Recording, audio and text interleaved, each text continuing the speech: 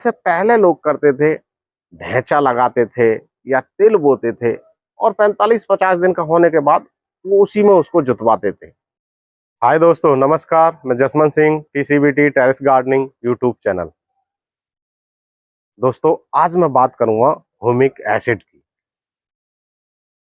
Humic acid, fulvic acid, ये आपने अच्छी तरह सुने होंगे और कुछ जागरूक जो किसान है वो डालते भी हैं। दोस्तों, ये कहाँ से आता है और कैसे हम तक पहुंचता है, ये सारी इंफॉर्मेशन मैं आपको दूंगा और क्या हमारी खेती में इसका काम है वो भी मैं आपको बताऊंगा। दोस्तों, वीडियो ये बहुत इंटरेस्टिंग होने वाला है और मैं पूरी जानकारी दूंगा। तो दोस्तों, ह्यूमिक एसिड और फॉल्वरिक एसिड ये है क्या?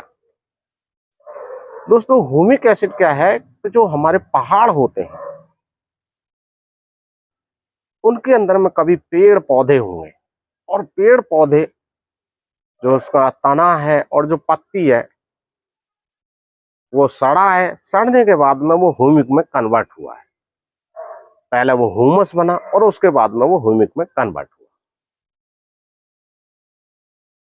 अब दोस्तों, बात आती है हमारी खेती के लिए क्यों जरूरी हो गया है। क्योंकि दोस्तों, हम जैविक जो मेन्योर है वो कुछ भी नहीं डाल रहे हैं।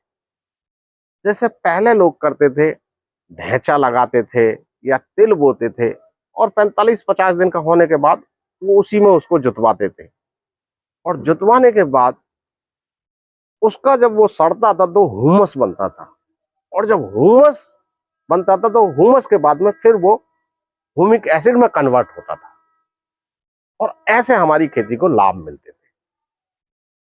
आज जो भी हम जैविक मैन्योर, मतलब जैसा धान की पराली है या ईख के पत्ते हैं, जो भी निकलता है उन सारे अवशेष में हम आग लगा देते हैं। दोस्तों, ये बिल्कुल ना करें,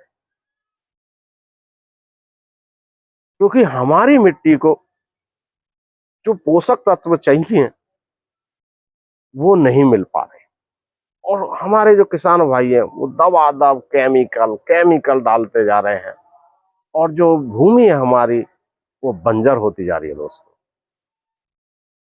तो अब मैं आता हूँ ह्यूमिक एसिड पे। तो इसका काम क्या है? दोस्तों, जो हम जैविक मैन्योर नहीं लगा रहे उसका काम ये करता है। बहुत बड़ी बड़ी कंपनियां हैं जो इस पर काम करती हैं और हम लोगों तक पहुंचाती हैं। चाइना से भी आता है, ऑस्ट्रेलिया से भी आता है, अमेरिका से भी आता है इंडिया में, और हमारी इंडिया की भी कंपनी बनाती है। तो दोस्तों, जैसे हम बेसल डोज डाल रहे हैं, जैसे केमिकल वाले हैं, बेसल डोज डीएपी ले लेते हैं, कोई एनपीके ले रहा है, कोई एसएसपी ले रहा है, तो आप उसके अंदर में किसी कंपनी का आप 1 किलो ले सकते हैं और किसी कंपनी का आप 2 किलो ले सकते हैं। वो आप वहां पता कर लेना, वो आपको बता देंगे कि आपको 1 एकड़ में कितना लेना है। और जो जैविक से करने वाले हैं, जैसे मैं टीसीबीटी से जुड़ा हूं, तो टीसीबीटी में एक सूरपाल के नाम से है, पोटेशियम 98, आप वो ले सकते हो। जब वहां बेसल डोज डाल रहे हैं तो उसमें 2 कट्टा हम गोबर खनिज खाद भी डालते हैं, उसके साथ में डाल देते हैं। अब इसका काम क्या है दोस्तों? काम है दोस्तों, जैसे हम बेसल डोज में डाला, बेसल डोज में डालेंगे तो पौधे की जो जड़ का जो विकास है वो बड़े अच्छे से होगा और पौधा एकदम हरा कच्च निकलेगा। और फिर क्या है कि उसकी पोरोसिटी बढ़ा देगा। जब पोरोसिटी बढ़ेगी, जब ऑक्सीजन का आवागमन होगा, तो मिट्टी जो आपकी होगी वो एकदम भुरभुरी हो जाएगी। और जब मिट्टी भुरभुरी हो जाएगी तो जो पानी जो हम उसमें डालेंगे वो एकदम जमीन के अंदर में चला जाएगा, वो खड़ा नहीं रहेगा। दूसरी चीज, जो हमारी जमीन के अंदर में पोषक तत्व पड़े हैं, nitrogen, phosphorus, potash, zinc, iron, तो ये क्या है पौधे को अवेलेबल कराएगा।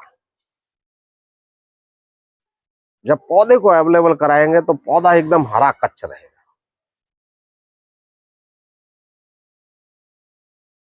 जब पौधा हरा कच्च होगा तो हमारी ईल्ड तो ऑटोमेटिकली बढ़ेगी दोस्तों।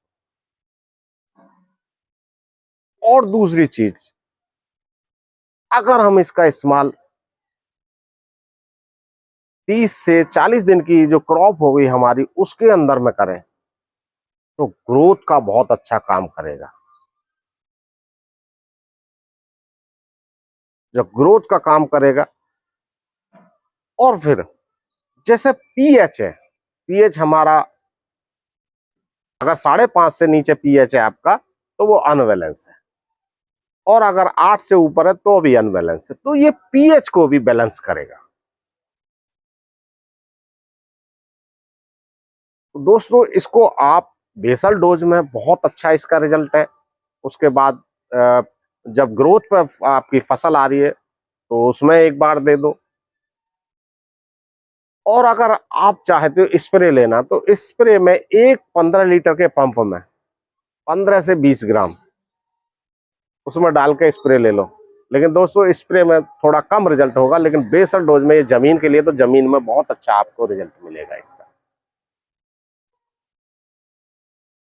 अब कहते भाई चाहिए कितना 1 एकड़ में, तो दोस्तों किसी कंपनी का 2 किलो लगेगा, किसी का 1 किलो लगेगा, किसी का आधा किलो भी लगेगा।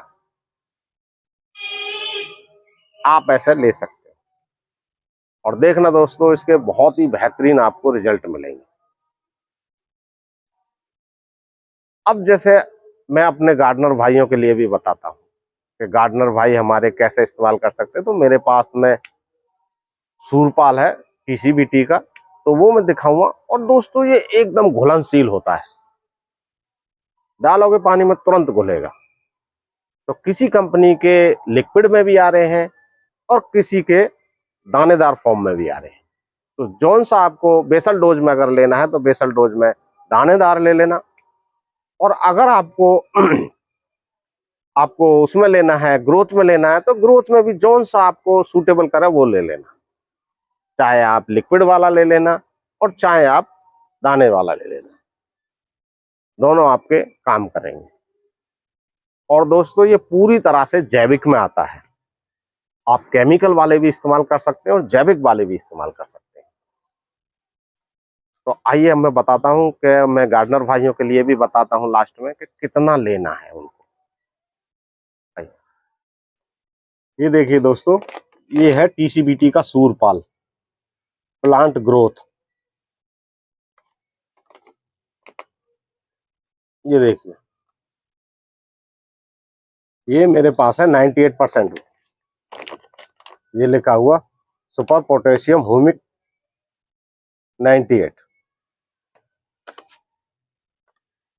अब हमें लेना कितना है दोस्तों इसके लिए, जैसे हमारे गार्डनर भाई है तो लेना है आपको, जैसे ये पानी 1-1.5 लीटर, तो इसमें क्या लेना है, आप ऐसे चम्मच से निकाल लो इस तरह से। और ये इतना 1 लीटर पानी में देखो दोस्तों इतना डाल दो। ये देखना, ये देखो ये पूरी तरह घुलनशील है। ये मैं आपको दिखाता हूँ। ये देखिए, ये देखिए, ये देखिए, ये पूरा पानी इसने काला कर दिया। ये देखिए पूरी तरह घुल गया ये। तो ये आप ले सकते हो, और आप बाजार में मिलता है तो आप बाजार से ले सकते हो, और 1 लीटर पानी में घोल के और किसी भी गमले में आप डाल सकते हो। अगर आपको लिक्विड वाला मिले तो लिक्विड वाला भी ले सकते हो, और ये मिले तो ये ले सकते हो, और नहीं तो बाजार से आप जो भी कंपनी का मिले आप वो भी ले सकते हो। तो ठीक है दोस्तों, अगर मेरी वीडियो आपको अच्छी लगी हो तो लाइक करना और शेयर करना और कमेंट भी करना, और दोस्तों चैनल को सब्सक्राइब जरूर कर लेना ताकि मेरी से आप जुड़ सको और नई नई वीडियो आपके पास आ सके। ठीक है दोस्तों, नमस्कार, धन्यवाद।